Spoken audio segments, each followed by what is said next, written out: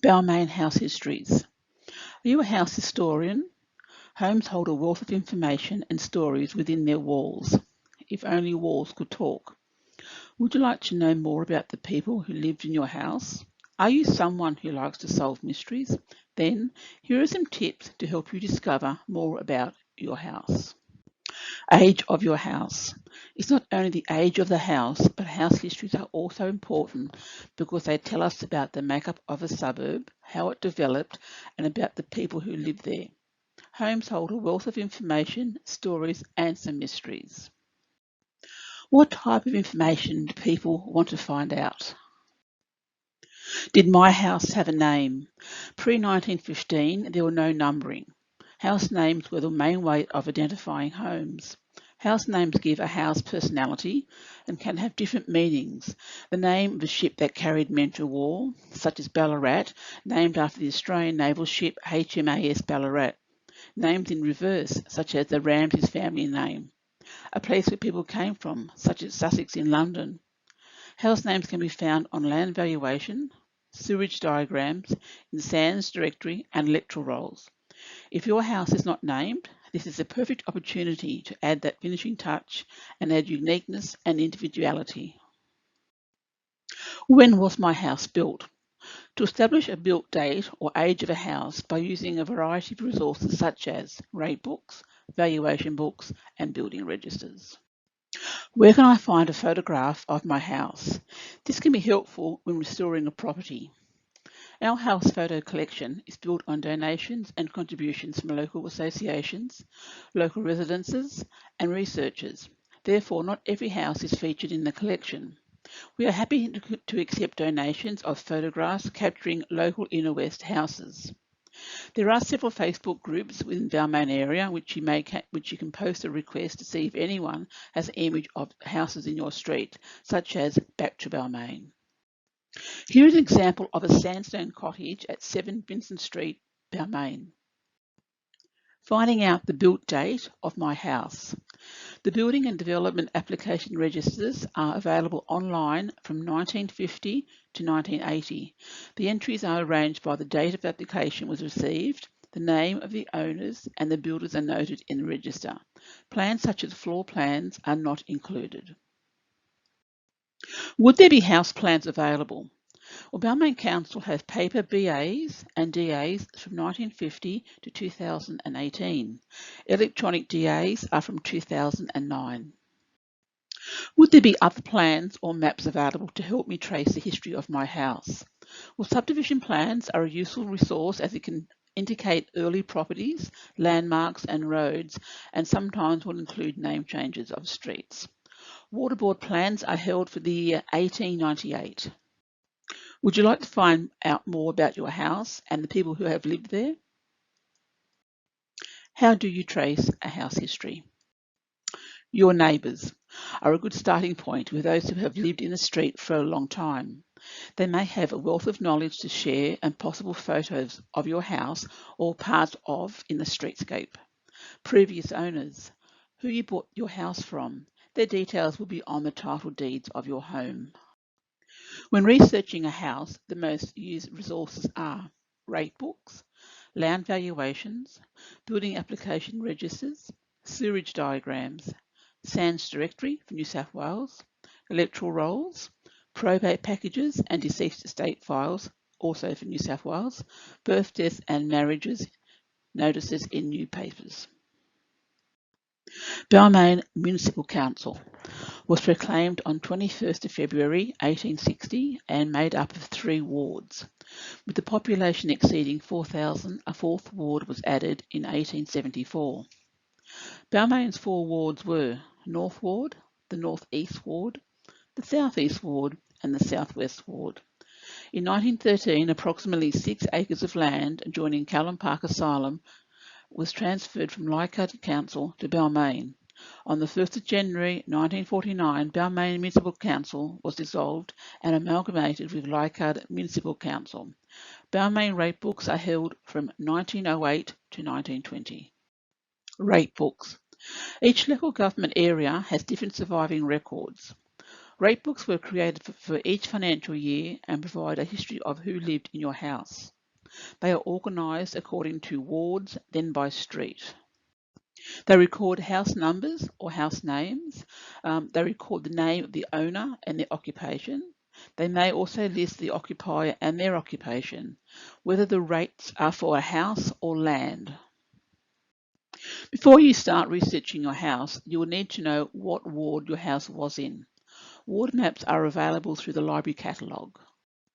Here is an example of the Balmain ward map showing all the 4 wards. Some useful tips when researching rate books. Street renumbering commenced in 1914. The 1914 rate book does not contain street numbers. The 1913 rate book lists the old street numbers. The 1915 rate book records the new street numbers. Ward boundaries changed in 1908 and 1910. Street indexes are for each ward are included for almost all years except for 1920.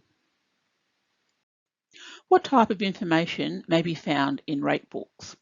Street names, which are written horizontally or vertically on the left-hand side of the page. Street numbers. Some early rate books do not record street numbers. Follow the original street numbering system of odd and even numbers. Name of the estate, the section and lot numbers, if known. Name of the owner and the occupation. If the owner changed, the original entry was crossed out and the new owner recorded. Name of tenant and their occupation. Change of tenant, the original entry was crossed out and the new tenant's name recorded. Description of property, whether it was a house, a cottage, hotel, shop or a piece of land. Valuation or assessment costs of property. Dimensions. It may have contained a brief description of the property, which is the type of building materials used or the number of rooms. Changes to a property, alterations and additions. Here is an example of the street index at the front of the rate books. It is alphabetical by street and page number is included. Here is an example of a page from the 1908 rate book for Balmain in the North Ward. Further hints when searching rate books. If your property has or previously had 2 street frontages, it may be listed under the other street name. House numbers don't always appear in the early rate books. Street names may have changed over time. If there is a jump in rates between one year and the next, this is often a sign that a house has been built on the property. It may also indicate major renovations. Record the owners and or occupations of houses on either side of the property. Valuation books. The New South Wales Valuer General's Department was established in 1916 to assess land values for purposes of rates and taxation. Prior to this, land valuation was undertaken by local councils. The New South Wales Valuer General's valuation lists for Balmain are available for the years 1933 and 1936. These lists are arranged by ward and then in alphabetical order by street name. What information may be found in these records? The ward, year of valuation, street name, the owner or the change of owner, house number or house name, a description such as a cottage, a section or lot number, dimensions of land in feet, deposited plan number, the land's title, volume and folio number, unimproved and improved value in pounds. Here is an example of a 1933 valuation record for 1 Hoffman Lane, Balmain. Building application registers. They were compiled by council to record applications of building works or the subdivision of a property. What do they record? Constructions of new buildings, whether they be a house, garage, stables or factory. Alterations to existing buildings, such as conversion of a house to flats. Subdivision of land. What information do you find in these registers? The application number, property address, the council ward, the applicant's name and or builder, the date the application was submitted, a description of the proposed building work, type of building and materials used, costing, approved or not approved, and date of completion. Here is an example of a page taken from the 1950 Building Register. Subdivision plans. Subdivision plans were produced by property developers and real estate agents to advertise land sales during the 19th and early 20th century. Subdivision plans contain the name of the estate, size of lots, lot numbers, date and location of the auction. Sometimes show houses already built, churches, buildings or landmarks. The plans may help you to identify when an area was settled and when a house was built. Please note, not every subdivision plan produced is available. Additional subdivision plans can be found on the State Library of New South Wales webpage. Here are two examples of subdivision plans for Balmain. The first plan you can see parkland and has been coloured in green. The second plan shows the lots shaded in green have been sold and you can see house names for some properties. Metropolitan Water, Sewerage and Drainage Board. Public Works Department, or PWD, will survey plans of the Sydney area for sewerage purposes from 1874 to 1915. Detailed survey sheets are maps which provide information about buildings which existed at the time of the survey. Details of houses may include street name, house numbers and name, lot numbers and the outline of the building. This is an example of an 1889 Water Board plan showing outlines of properties, house numbers and whether constructed from brick or wood. There are also numerous research tools on the internet available when undertaking a house history. Post office directories were a combination of a telephone directory and a simple street directory. They were alphabetical in listing with surnames, suburbs and businesses. They recorded occupiers but not the owner. An example of this is the Sands Post Office Directory, more commonly known as the Sydney Sands Directory. The Sands Directory was published every year from 1858 to 1933. There were exceptions in 1860, 1862, 1872, 1878 and 1881 when it was not published. Before 1885, the entries were alphabetical listing by surname. After 1885, suburbs were arranged in alphabetical order by street. The directory was published in January of each year using details gathered the previous October. Information was recorded through door-to-door surveys and not always accurate. Each year starts with the city directory followed by the other Sydney suburbs, all in alphabetical order. Streets are listed alphabetically starting with one side of the street, then the other side. It includes a directory of trades, commercial companies, government organisations, churches, institutions and professionals. How can the Sands Directory help? It records names of people who lived at an address, owners or tenants, their occupation, a house name if there was one. House names also may have changed, street renumbering. It also can provide an approximate date of construction. Helpful hints when using the Sands Directory are: record the houses and names on the side of the street you are searching. Note the nearest corners, cross streets and notable buildings. If there's a vacant block, they're not recorded. Street names, the current name of a street may have changed. Trove, a free online Australian database created by the National Library of Australia, which contains digitised, searchable newspapers from the Sydney Morning Herald and local newspapers. It can assist with researching people, i.e. property owners, or locating articles about specific properties, family notices, photos or maps. You have completed researching your house history. Congratulations. What did you discover? Your house once had a name. Someone famous or infamous once lived there. You have an explanation to the unusual noises that sometimes can be heard or the feeling of not being alone. Remember to record what you have discovered for future generations. Thank you for that presentation. I'm going to give a demonstration on how to use the archive section of the Inner West Library's catalogue, and in particular, we'll be looking at accessing the Ashfield Council archives that are on the catalogue. After this demonstration, you'll know how to access the Ashfield archives, and paired with the information in my colleague's presentation, you'll be able to use these resources when doing research into a building or house in the former Ashfield local government area. As mentioned, the Ashford Archive section of the catalogue currently holds 3 main types of digitised records that can be used to help you in your research. These are the rate books, the variation books, and the building registers.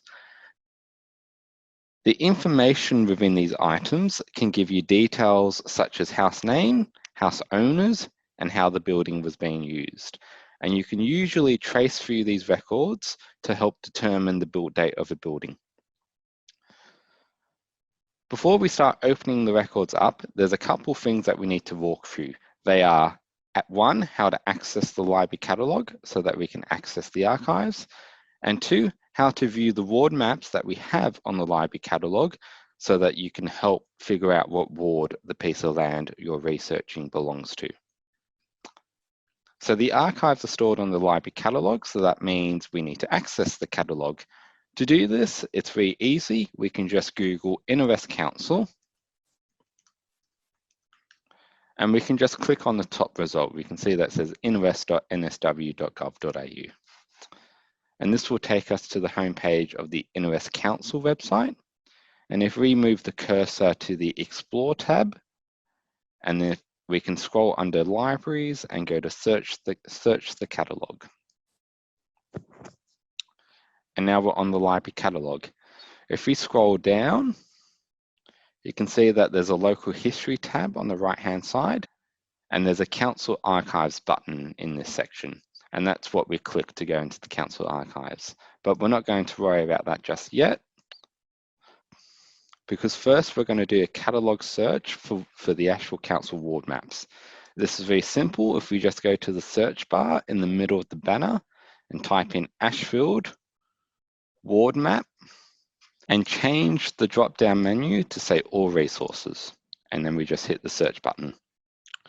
We get a couple of results, a 2000s Ashfield Council ward map and an 1880s Ashfield Council ward map. We're not going to click into the 2000s Council ward map because that's based on the boundaries after around 1986. So if we open up the 1880s Ashfield Council ward map, you'll see that there's a bit of information about the map in the scope and contents, and that the map was produced in around 1886. This is important because it means it's only when we had North, South, and East Ward in Ashfield. Nevertheless, it's a very useful map, and we can open up the map by clicking View Full Image. And this loads the map. We can zoom into the map by clicking the plus button on the left-hand side. During this period, the ward boundaries are fairly easy to understand. The names of the wards basically tell the story. North Ward is the land north of Ashfield Railway Station. South Ward is the land south of the station, whilst East Ward is the land in Summerhill. The mostly empty double road estate is also included in East Ward. We're currently having a 1950s council map digitised, which will be shortly uploaded to the catalogue. When it's uploaded to the catalogue, it will just show in the search results when we do a search for Ashfield ward map. That will hopefully be uploaded in the next couple of weeks. So now I'm going to show you how to access the archives. So I'm going to go back to the home page, and I'm just going to hit the InterWest button in the banner. Click the Council Archives button, we'll be taken to a page. This page has got 9 catalogue records for the 9 former councils that make up the land of the InterWest Council today. But we're just going to open up the Ashfield Council record. So if I scroll down and just click on the Ashfield link, we'll be taken to the Ashfield Council Archives page. I'm going to refer to this page as the Ashfield Archives page, and we're going to access it a few times during this demonstration. If we scroll further down, at the very bottom, there's something that says bookmark link. This link is very important, as the URL and the URL bar cannot actually be shared.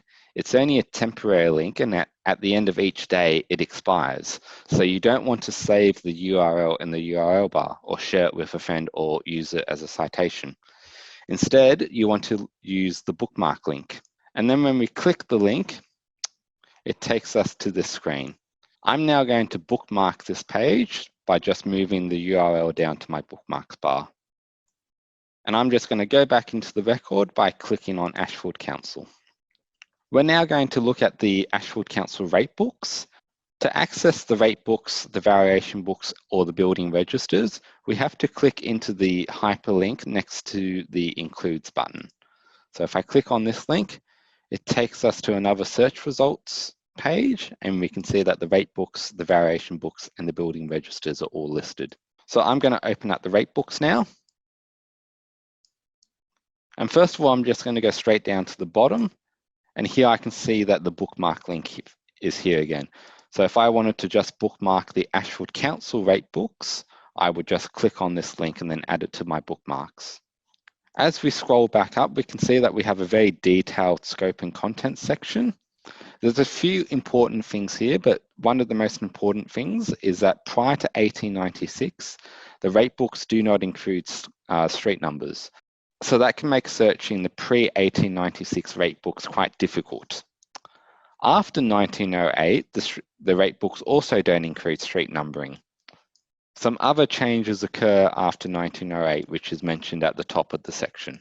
But now we're just going to scroll down again. And again, we're going to hit the hyperlink next to the Include section of the record. This takes us to all the rate books that we currently have uploaded onto the catalogue. The books are ordered by date, starting with the 1872 rate book. I've just opened up the 1896 rate book and the 1909 rate book to help show how different they are after 1908. Here in the 1896 rate book, we can see that the street numbers are listed, the person living in the house is listed, and the owner is listed. There's also a description of property. So the very first entry is house plus land owned by Captain W. Adams. Moving across to the 1909 rate book, we can see that the street numbering is removed. The person occupying the house is also removed, and there's no description of property anymore. Rate book files are organized via ward. We have all 4 wards listed in each file, and always in the order of North Ward first, South Ward second, East Ward third, and North East Ward last. I'm now going to show you how to access the variation books. I'm going to go back to the Ashfield Archives page that I bookmarked, and I'm going to click into it.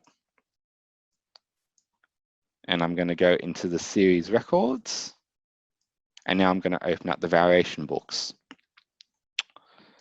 As you can see in the date range here, we've got a lot of variation books in the system. As I scroll down, again, we've got a detailed scope and content section explaining to people what you can expect to find in the variation books. We do have the variation books organized slightly differently to the rate books. Here we can see that we have a link for 13 sub-series instead of item records. So if I click into the 13 sub-series, except for the 1884 variation book, which is listed separately. So we have 1908, 1920, 1922, and so on. I'm going to open up the 1928 variation book. And then I'm going to click into the item records. And here we can see that we have North Ward, South Ward, East Ward, and North East Ward organized separately. If I just click open the 1928 North Ward file, it will take me to this screen. I can download the file by clicking View Resource Online. And this will start downloading the file, as you can see in the bottom left-hand corner of my screen. For the size of the variation books can get quite large. Here we've noted that the file size for this particular book is 388 megabytes. If the file size is 200 megabytes or higher, we try to warn customers before they start downloading the file. But a good rule to follow is that the variation books are always 200 megabytes and higher, and the rate books are always 200 megabytes or lower, except for the 1907 rate book. Going back to the list of variation books that we have, I just want to quickly mention that the 1908 variation books can be quite hard to use. The quality of the scan is not particularly high, and the ordering system within the book is quite hard to understand.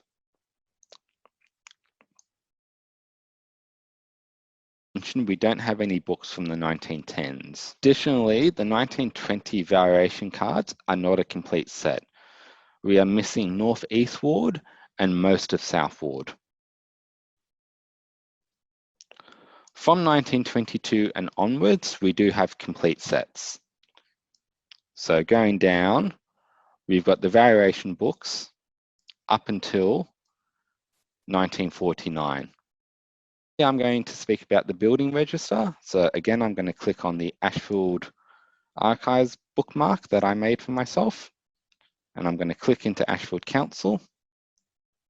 And I'm going to open up the building registers. Again, a very detailed scope and content section with a couple of hints. The building registers up until the 1930s often don't include the street number of the building that has been approved. This means you often need to already know who the owner of the building is or the subdivision information, such as lot number or the section of the subdivision. Building registers is sorted solely in date order, as my colleague said. This means you either need to go through the whole thing to potentially find a history of any alterations made to your building, or you need to have a theory regarding the possible date of when a particular alteration was made. You can sometimes determine this by looking through the rate books and seeing if there's a sudden increase in the unimproved capital value of a land. I've just opened up the 1909 building register because during my colleague's presentation, she mentioned that the building registers don't include floor plans, and that's correct, except for the 1909 building register. The very first building register is the only one to include floor plans, and as I scroll in, you can see that this particular building has got a quite detailed plan. So you can see dining room, bedroom, and so forth. The building registers after 1911 no longer have this piece of information in it. If I move across and go to the top, we can see that this building is in Croydon, but again, there's no street number. So you either need to know the owner of the land or you need to know the lot number. I've now gone back to the home page of the catalogue because I'm going to show you how to access the waterfall plans that my colleague talked about in her presentation. We have the plans from the 1880s and 1890s on the catalogue. The 1930s plans are not on the catalogue at this moment. To search for the waterfall plans, we just go to the search bar again and type in Ashfield Waterboard.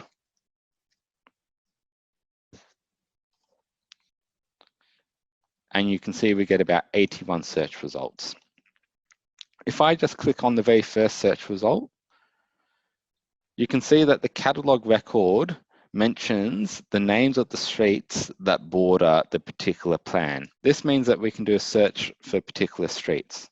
So if I just copy Oldman Street and go back to the search result, I can search Ashfield Waterboard and Oldman Street. And then my search result gives me about 4 different plans to have a look at. This is a useful trick to use when searching, but this trick doesn't work for smaller streets. Kurt Street, for example, is located off of Chandos Street near Ashfield Park. If I do a search for Kurt Street, I won't get anything. However, if I do a search for Chandos Street, it gives me 7 different search results. I could then open up each of these 7 search results until I find Kurt Street, which is much better than opening up 80 odd files. If I scroll down, I know that Kurt Street is in sheet number 56. So I would click sheet 56 and then download it.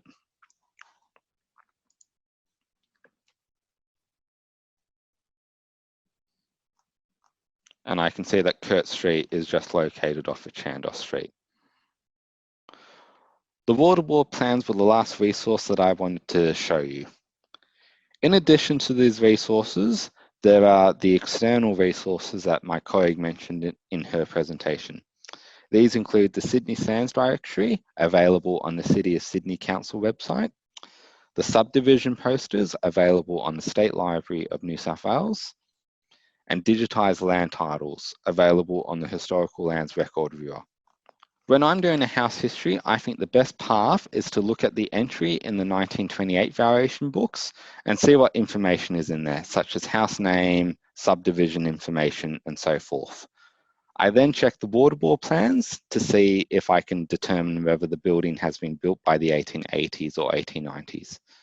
After I've done those two things, I then search the rate books. If you download the files onto your computer, it's best to store them in a folder. The files from the archive come with clear file names, so there shouldn't be any confusion in organizing the files. The water board plans have slightly different file names, but you can rename the files after you've downloaded it. This has been our demonstration on the Council archives. I hope it's been useful, and if you have any questions or feedback, you can contact the history team via our email address of history@innovest.nsw.gov.au or contact the Innovest Libraries on 9392 5588 and ask to speak to a member from the history team.